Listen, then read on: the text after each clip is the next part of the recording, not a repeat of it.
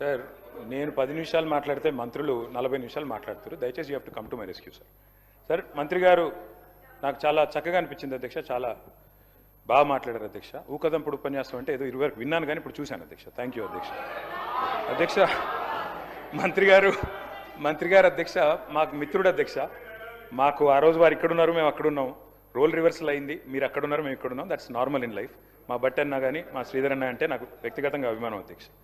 అధ్యక్ష కాకపోతే వారు చాలా ఆవేశంగా చెప్పారు అధ్యక్ష, మేము 1 కోటి మందిని కోటీశ్వరులు చేసి తీరుతాం. చేయండి, మేము అబ్జెక్ట్ చేస్తున్నామా?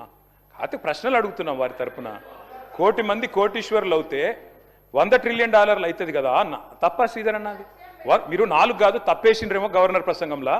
$4 ట్రిలియన్ తప్పు చెప్పించిండ్రేమో, 100 ట్రిలియన్లు అని చెప్పించేది ఉండే.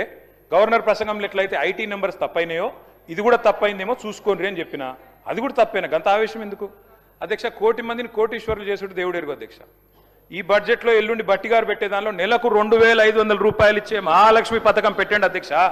కోటీశ్వరులు తర్వాత చేయండి, నెలకు 2,500 ఇవ్వ. నా కథ కాదు అధ్యక్ష. 100 రోజుల్లో చేస్తామన్నారు అధ్యక్ష. 100 రోజుల్లో నెలకు 2,500 రూపాయలు ఇస్తామన్నారు. మరి దగ్గర 800 రోజులు అయిపోయింది. ఇప్పుడన్నా నిలబెట్టుకోండి అని రాష్ట్రంలోని మహిళల తరఫున అడుగుతా ఉన్నాను అధ్యక్ష. మొదటి గవర్నర్ గారి ప్రసంగంలో, తమిళిసై గారి ప్రసంగంలో ఆ రోజు చెప్పించారు అధ్యక్ష. ఏమని?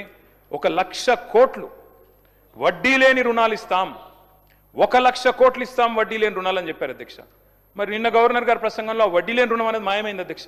మరి ఆ స్కీమ్ ఏమైనా ఎత్తేస్తుండ్రా? ఉంటుందా? వడ్డీ లేని రుణం ఇప్పటికి రాష్ట్రంలో 2,000 కోట్లు బాకీ ఉన్నారు. మీరు మహిళా సంఘాలకి ఇస్తారా, ఇయ్యరా? ఆ స్కీమ్ ఉందా, తీసేస్తారా? ఎందుకంటే మొదటి గవర్నర్ ప్రసంగంలో 1,00,000 కోట్లు వడ్డీ లేని రుణాలు అన్నారు.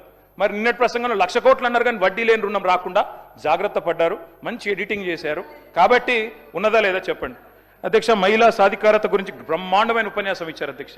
అట్లాగే గవర్నర్ గారి ప్రసంగంలో నిన్న మిస్ వరల్డ్ అనే కంటెస్ట్ పెట్టామని చెప్పారు అధ్యక్ష.